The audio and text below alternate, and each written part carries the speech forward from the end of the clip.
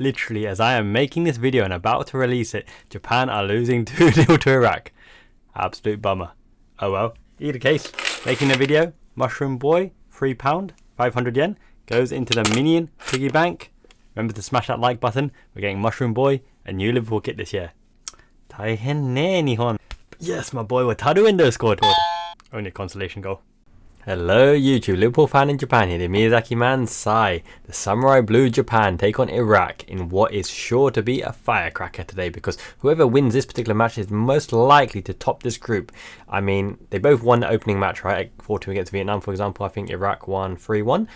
Whoever wins this encounter is very likely going to be top of the group, because I think the final match is against Indonesia for Japan. I think Japan have the firepower, they have the bigger form coming into the match, and they're probably favourites to win this group. Obviously, the favourites to win the competition. And I think a bit of rotation will come into effect here. But yep, Gambare Samurai Blue, Ike, Ikimasu, Nihon, Ichiban. Let's go, boys. What are the odds for Minamino, top scorer, golden boot of the Asia Cup? Good lad, Taki. And Endo's on an assist as well. I don't know what the marketing rules are like in Japan around false advertising, but I have here green tea, Oi Ocha, unsweetened bold green tea, but look at this. Reduces body fat. Is that right? Is that true? I must down this thing every single day to get rid of the dad bod. It's even got a line here about BMI, body mass index. Reduces body fat. Let's see if it really works.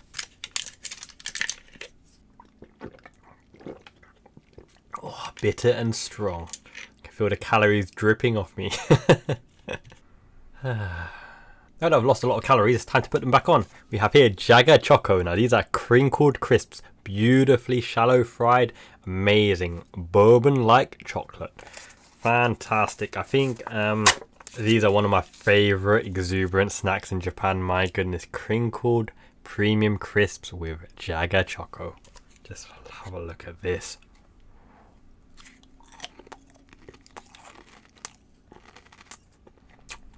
I'm going to need a minute. It's like McCoy's Crisp meets Galaxy Choco when Galaxy used to be good. None of that sugar-filled crap.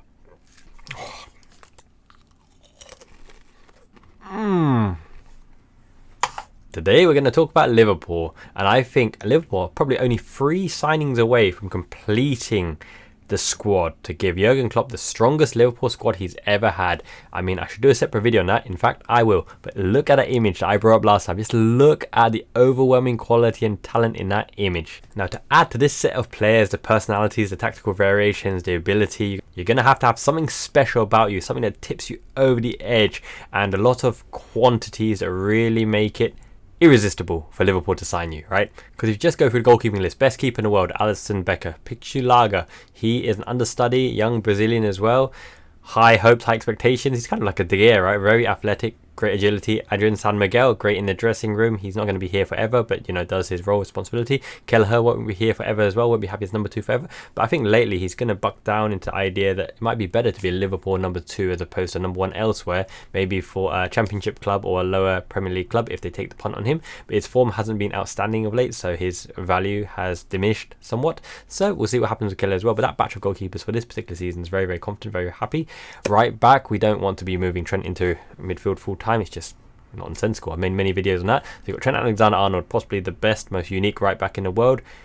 Defensively, quality as well. Don't underestimate his defensive contributions. He's a good defender as well, but sometimes he does get beaten. It is what it is. But his attacking threat, offensive threat, and tactical variations, quality right back for Liverpool. Behind him, you can have Joe Gomez. You can have Bradley as well.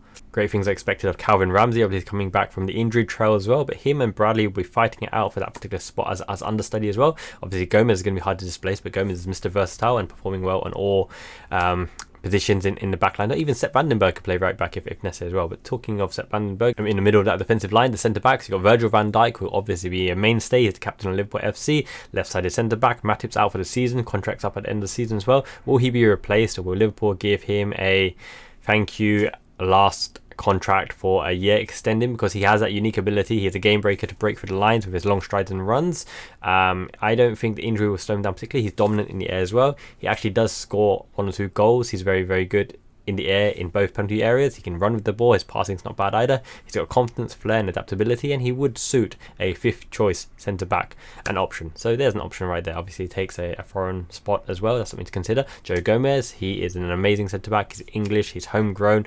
Speed, quality, adjustment, tactical versatility, very, very important member of the squad. And Ibu Konate, obviously first choice with Virgil van Dijk. Actually, he wasn't completely first choice. Matip held that role as well, but for now, obviously Matip being injured, Konate there as well. Kwanzaa, our up and rising star, could have saved us millions, right? He's in the mix as well. Sepp van den Berg, as I mentioned, and then you've got potential other youngsters in the club as well. Billy Kumetio, I wouldn't count. I don't think he has the agility and overall ability to make it here, but for his age group, very, very high potential, but his form and development has wavered a bit. On the left hand side, Robertson, world class, at times the best left back in the world. Costa Simicas, maybe the best secondary, the best backup left back, at least in the Premier League. He's absolute quality, amazing, great mentality, popular in the dressing room as well. Behind him, Owen Beck recalled, but he might be sent out on loan again. I've heard links to Celtic. Scanlon, Luke Chambers, lots and lots of quality in the left back area. So where is the obvious player to bring in? The only player you can bring in the offensive line would be centre back, possible replacement for Matip, because if you're thinking that the quality of Van Dijk and Konate is going to be your starters, and even then Gomez and Van Dijk proved for that one season they're a formidable partnership, it's very hard to bring someone better than Konate to force Konate in second line out. You might bring someone on the same level as Konate and have Konate and that guy rotate in our right-sided centre-back slot, because Konate does pick up the odd injury here and there, the odd niggles. Van Dijk's not going to be displaced, so it's not likely you're going to have someone in a rotational option with Virgil van Dijk on the left-hand side, because he's the captain and because of what he brings and his quality, and he's coming back to form as well. Think about that. You're not likely in the next, I'd say, 2 to 3 years to have a rotational option on the left side defence. It's only when Van Dijk needs a rest, or for the minnows in the FA Cup, the Carabao Cup, Champions League against the minnows, right, in the group stages. New format as well, playing many rounds. So only that right-sided slot, in theory, if you can play left as well, is a bonus. Or a rotational option, and we'll come back to that. That's potentially one spot you could look at, a Matip replacement or an extra central defender in that rotational line. But you've only got a limited amount of foreign overseas slots to put in your team, so careful consideration about squad planning. So let's progress slightly higher up the pitch. Number 6, defensive pivot. Obviously Trent can transition there, but we've placed him at right back because he is our right back. He's our special right back who's everywhere, really. Okay, Wataru Endo, nailed on. Our best number 6, our only true number 6. He's a destroyer, but it's more than a destroyer. You know how much I love Wataru Endo. Wataru Endo daisuki, I should tell you, yo. That's horrible Japanese, but no, it means I love you. You're the best. You're the man, Endo. Representing Nihon Samurai Blue at the moment. Quality player, but he's got playmaking skills. He can shoot. He's got a mentality, but also gives us that platform to really go on and progress and play. Okay, so Endo is our destroyer. In that 6th position, we also got Thiago Alcantara, slightly different. He's a metronome. He's a deep lying playmaker. He's the tempo maestro. He's our Xabi Alonso of the modern era. Can carry the ball a bit better. Alonso's got slightly better long range passing, but interchangeable. Thiago and Xabi Alonso, 2 of the best of the generation of all time in what they do. So a different kind of player. And then you got McAllister, who fills that role in as well. But actually Thiago is better than McAllister in the 6 because he's played it more often. He's well versed and experienced there, and he's got that Thiago turn away from the defenders. He's quicker footed, he's got more skills, and he's a better dribbler as well. McAllister is a well-rounded midfielder that can actually start in many areas in midfield, but he's not at the level of Thiago. He's good though, but he's slightly misplaced in number 6, but he's an option for number 6. Then you got Bajcetic as well, who's got the capabilities to do it. So very good in the air, defensively minded, quality, can turn out of trouble as well, can pass off both feet, can beat a man, press resistant as well. And this is very important. Endo and McAllister, Thiago and Bajcetic are very, very press resistant. These are the ones that you'd probably put in number 6 position because of the added responsibility of really fearing to turn over the ball, because if you turn over the ball in number 6 position, you're in deep doo-doo, big trouble. I wouldn't put Gravenberch there. Don't like to slide there for the long term. And Curtis Jones can play there, but he holds onto the ball slightly too long as well, but he's very, very safe pair of legs, so in emergency you can put him there as well. Obviously the benchmark was Fabinho in those seasons as well, but you don't need a Fabinho all the time. We have good options in 6, which is surprising, right? Because a lot of people wanted to sign number 6, a dedicated, strong, high value, high money, transfer inflated fee for defensive midfielders at the moment. Look at Moises Caicedo, look at Romeo Lavia, look at Ugarte, all these players, right? But long term, perhaps you sign a 6, play alongside Endo, be that meat shield and nothing can get through. Endo's eventual successor, but Endo's a young 30, by the way, so he's got lots of mileage and lots of time, and he's only just starting. He's going to win Premier League, Champions League Player of the Year, Ballon d'Or. Wait a minute. Maybe. A man can dream. He can dream. He's Wataru Endo. Then you've got players like Bobby Clark and Troy Nyoni who could probably play in that position as well, but they probably won't be trusted. But you do have Tyler Morton, who specialises in that position, because Tyler Morton, like Bajcetic, can play centre-back and defensive midfield, slightly further up in the 8 as well. Maybe a 10 at a push, but you probably don't never see them there.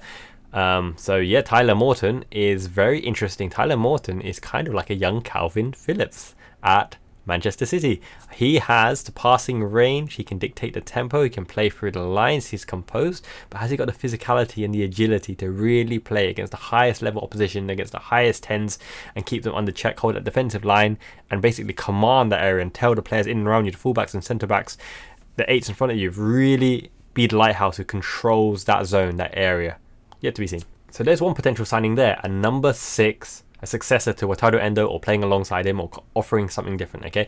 And then you've got your number 8 slots. Now this, I don't think we need to cover too much. We are inundated with potential 8s. So Gravenberch can play there, Endo can play there, Thiago can play there, McAllister should play there, Szoboszlai can play there, Elliott can play there, even Gakpo can play there, Bobby Clark can play there, Troy Nyoni can play there, Bajcetic can play there. We're inundated with number 8. So we don't need a midfielder, we don't need a number 8. It's a no to someone like Kefren Turan. We don't need that kind of player at the moment. We have too many. We need to give them all minutes. Gravenberch's got to develop. Elliott needs development as well to reach the highest peaks and highest standards. And even Fabio Carvalho coming back. Is he a 10? Is he a 8? Is he a false 9? He's kind of in need of any of those kind of things. He's more of a attacking midfield, an old school attacking midfield. I wouldn't even class him as a 10. He's not a number 10 like a Rui Costa or Juan Roman Riquelme or a Zico or a Socrates. He's more of a Kaká, an attacking midfielder. Top of the diamond, late runs into the box. Try to add contributions and running into the space with drive and momentum. We don't play with number 10. It's unfortunate. No attacking midfielder either. But you could carve out a niche as a hybrid winger come offensive 8, top of the diamond player. Yet to be seen if Klopp really employs that formation. But let's ignore Fabio Carvalho. But he's an option in the squad as well. Recently been loaned out. Good luck to him. I can tell the manager at whole, Liam Rosenior, really rates him. That interview was fabulous. I'd love to hear that. That was beautiful. And we've got obviously Tyler Morton at whole as well. So good luck to the pair of them.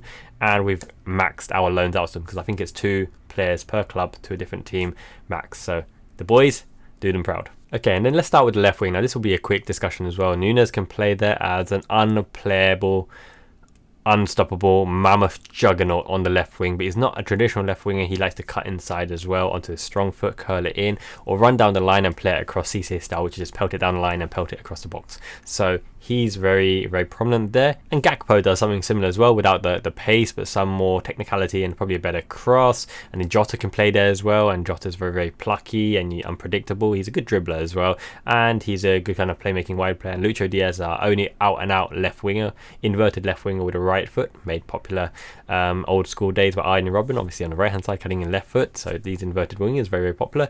Like Mane for us, it's key to how Klopp kind of plays. So Lucho Diaz is an out and out left winger, right footed, making the impossible possible.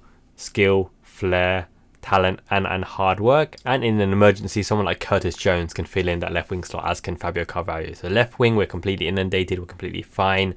Unless you're going back old school where you want a left footer going around the outside, whipping it in, then yeah, we probably don't need a left winger. Central forward positions is kind of a similar story. So we have different options here. Obviously Nunes leading the line, with big investment in Nunes, and he's a clear number 1 in the big matches at the moment. He starts.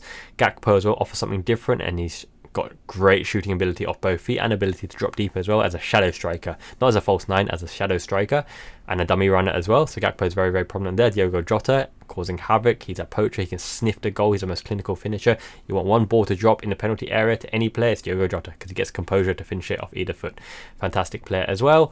And in an emergency, Mo Salah can play there, as can Lucho Diaz and some other players if you want to play them kind of false 9 or withdrawn striking kind of role. Top of the diamond, back into midfield, overload the midfield on the edge in and around a 6. So the final spot that you can consider for a transfer, in my opinion, is right wing, because Mo Salah, cementing right wing, you're not going to be displacing Mo Salah anytime soon, and I have a really good feeling that Mo Salah will extend. I will make a separate video on that as well. Mo Salah right wing, so you're looking for someone to back up the job that Mo Salah does. Now Harvey Elliott is the most similar player to Mo Salah. He can play on the wing, cut inside with a left foot, but he hasn't got the same physicality, and he definitely does not have the same pace. He has great dribbling ability and a great shot and great variety of shot as well. And he penetrates, and he's like a young Mo Salah. He is really good at penetrating into that space, darting into that space, and he's got those really light lift touches that gets him in a position to shoot or to play the 1-2 or to play the pass. Very intelligent player. Game intelligence is very, very important when you're playing for this Liverpool FC team, because Klopp sets you up with the tactical mindset to what he wants you to do, and it's up to you to facilitate it and choose the correct decision at the time to give yourself the game-winning scenarios and situations. So a backup for Mo Salah in the same kind of ilk, in the same kind of likeliness. So perhaps a right-sided, left-footed player. Alternatively, once again, you could go old school right winger who can bomb it down the line and cross it in, or can drive in, or is two-footed, even better. So there's a few players to keep in mind here, and even some players who may not natively do what Salah does could be a good option on the right here. But I've chosen 3 players that I think will complete this Liverpool squad, and I've just mentioned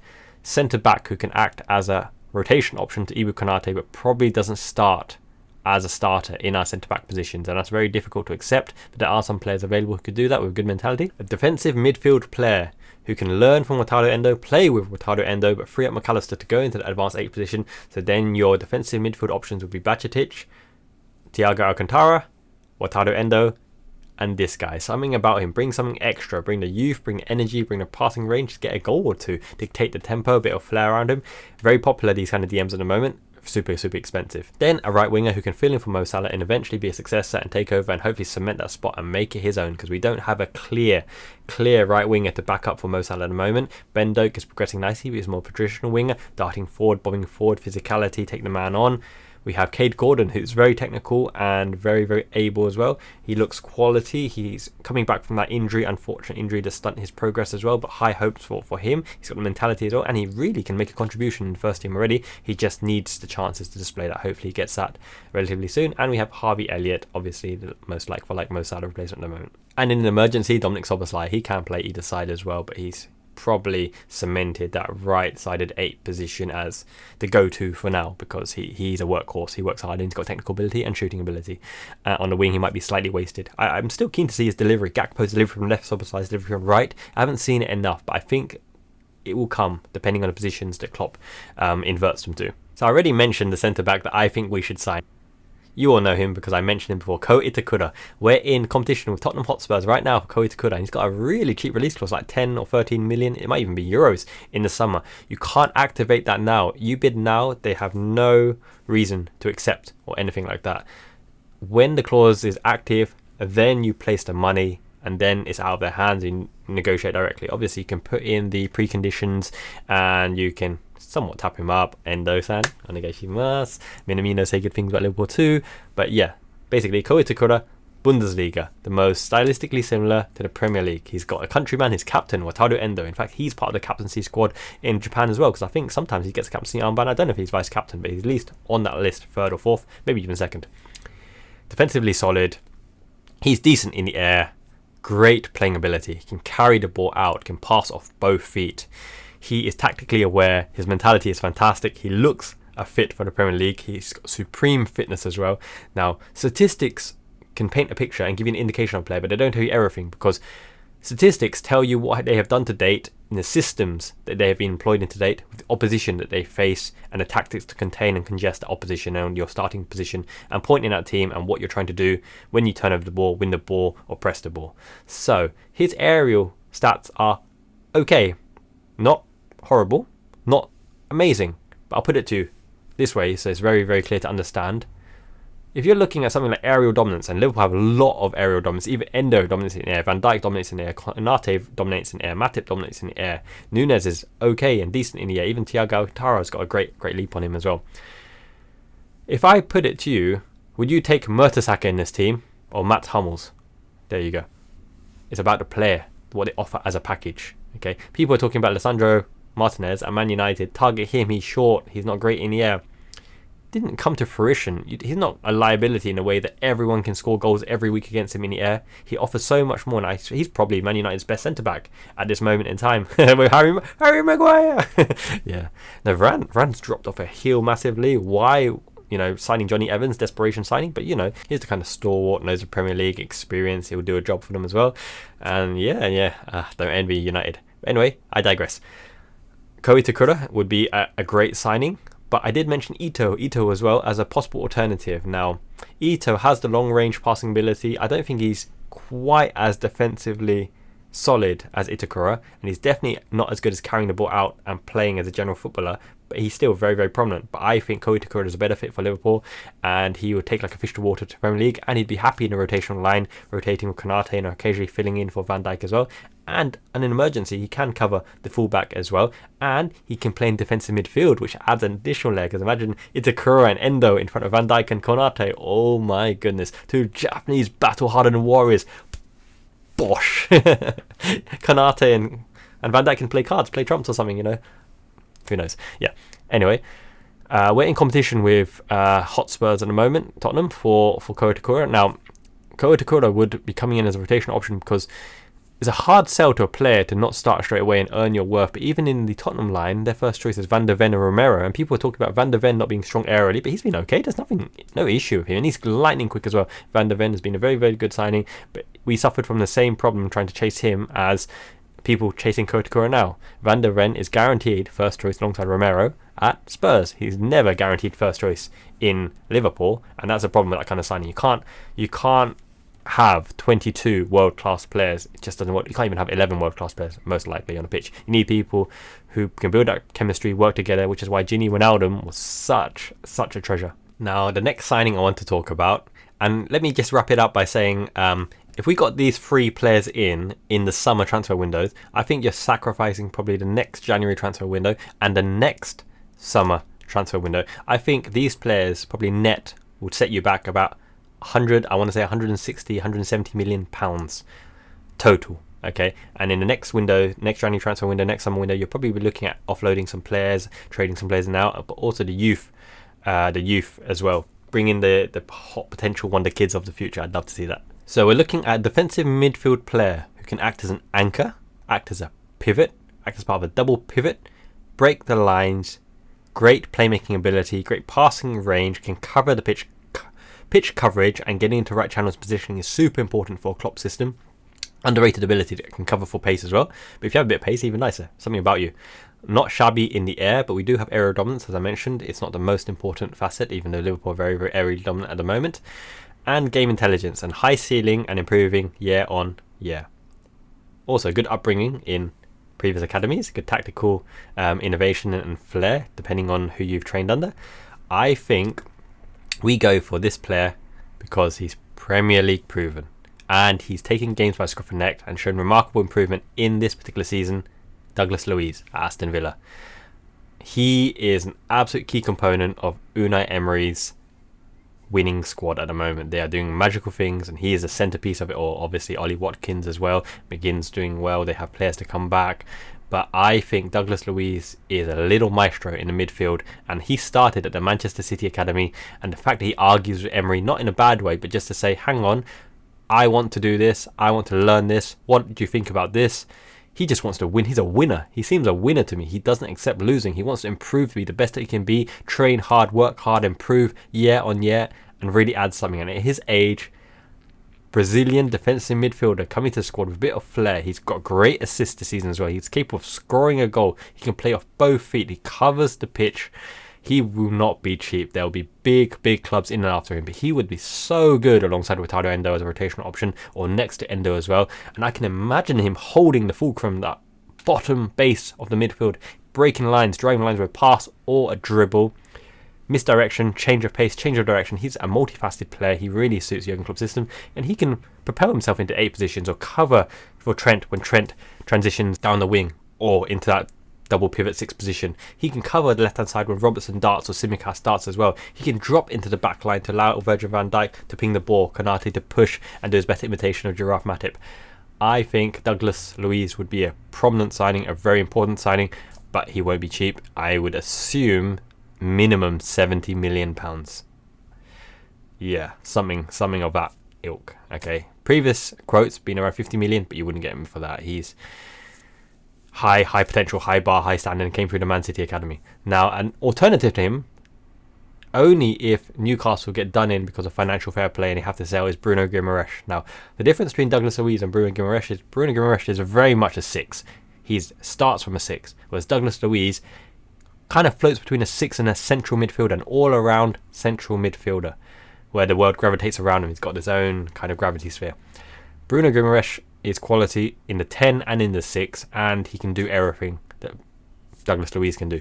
But I just feel, from the point of view of trying to get the player, it will be easier to get Douglas Luiz because he plays for Aston Villa, whereas Newcastle have their financial backing and money. And that's kind of hypocritical to say, because the only way you're going to get him is if they struggle to sign because of financial fair play implications, because of their revenue, which puts him on the market. But he will be a 90 million player, Guimaraes. And Douglas Luiz is just as good. They both fit Klopp's system. Yet to be seen where it's possible, but another Brazilian, South American into the team, but both Premier League proven, both highest quality with huge ceilings as well. Either one would be very, very welcome, but I think Douglas Luiz is the right call here because you just don't know whether Guimaraes is even available. And if he is, even Real Madrid, Barcelona and the likes, PSG will probably come in from, as well as Man City and you know, all the other big teams in the Premier League as well. So there we go. Ko Itakura and Douglas Luiz. Now, Mo Salah's understudy, successor. You probably know who I'm going to say already. I'll just lay out that it's not Takefusa Kubo at this stage, just because of the unknowns, right? Everything I said about the Mbappe video. Now, Takefusa Kubo is a good boy, and he's a Japanese boy, and he's very, very skillful, very talented, and he's kind of knuckling down Real Sociedad, coming back here again. But adjustment to the Premier League, how will he accept being Salah's understudy? Being a rotational option, not being first choice. The team won't be built around him, and he'll have to conform to the pressing standards, the hard-working ethic and personality traits that really endear him to the team. Cockiness and arrogance are very, very good if you can back it up. At the same time, humility, the ability to be humble and work in the press and work for the team. If he develops those, he will be a top-notch player. But a lot of teams will be after him as well. But I think the one you go for, even though he signed a massive contract, is Jarrod Bowen. Now, when you talked about Jarrod Bowen last year, the year before that, they're like, Jarrod Bowen, you're going from Mo Salah to Jarrod Bowen. Really? Jarrod Bowen. Right winger with a beautiful left foot, who's great at scoring goals and at scoring a variety of goals. Can use his weak foot to score 1 goal as he did against Liverpool as well. Great at breaking the lines, great as a dummy runner, great with the inverted passes as well. Breaking the lines with passing and dribbling. With a huge goal threat, hardly injured. He's pretty consistent as well. He's always at least a 7, and as a winger, that's really rare. Because sometimes as a winger, you can have a very bad day. He can play as a centre forward and a false 9, and he pops up on the left hand side as well. He's got a very cultured left foot and a powerful left foot, and he can do all types of shots. And he's English. The most important thing is he takes a homegrown slot, which allows you the space to bring in those international superstars like Takefusa Kubo or Ito or Ko Itakura. Just makes so much sense to me. And he's humble and he's hardworking and he's a winner as well. And he married Danny Dyer. Having Danny Dyer, mean machine, right? Those football movies, old school, back in the day. Danny Dyer. No, not that Danny Dyer. Danny Dyer, the daughter, right? I think she was on like Love Island or something. But yeah, she seems like a decent, well-grounded lass out of all the ones on that season and series. I watched it because the missus loved it. She seemed pretty decent. But anyway, I digress again. Those are the options. Douglas Luiz into that midfield 6 line with Endo, Thiago, Bajcetic. Wow, that is impressive. Obviously, McAllister can play there in emergency, but yeah, that is a tasty-looking pool of players to choose in that 6th position. Granted, if Thiago Alcantara still remains. And we'll get to that in a different video as well. Jarrod Bowen on the right-hand side. Just a huge goal threat. Super talented. Homegrown slot. Very expensive. You're probably looking at 80 million, which is why I quoted 160 million, because 80 plus 70 plus 10. Ko Itakura, Jarrod Bowen, Douglas Luiz. I would be happy with those 3 signings to complete Jurgen Klopp's squad, because then there is no obvious weakness. You're talking about icing on the cake, but in terms of tactical variations, you've got the Mo Salah replacement. You've got the younger Endo, who's got a bit more Brazilian flair, but maybe less ruggedness and less no-nonsense Emperor affinity, destroyer of worlds, samurai spirit. But then you get that back again from Ko Itakura with the samurai spirit. So there you go. Yeah, let me know what you're thinking in the comments below. I think if you sign them 3 players and retain Mo Salah, contract extension, and retain Thiago Alcantara, contract extension, and unfortunately say goodbye to Matip, even though I would extend him for a year, and extend Jurgen Klopp, I would be prepared to sacrifice the next January and next summer transfer window over the transfer window where we get those 3, because I think that squad is there to dominate. The only other possible signing is if Kelleher leaves, you're going to need a reliable number 2, because that is not Adrian San Miguel and that is not Pitaluga because he's still young at the moment. So there we go. 3 signings to complete the Liverpool squad.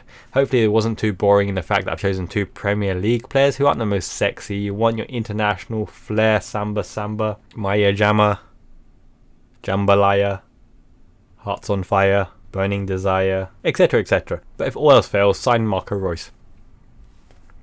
Miyazaki Man Ichiban. Hope you guys enjoyed the video. Make sure to smash that like button, get this video seen by the algorithm. Comments as well to be the algorithm. All the interactions really helping to get the channel and the videos seen. Thank you so much for supporting the channel and helping us to grow as well. Miyazaki Man Ichiban. Janet.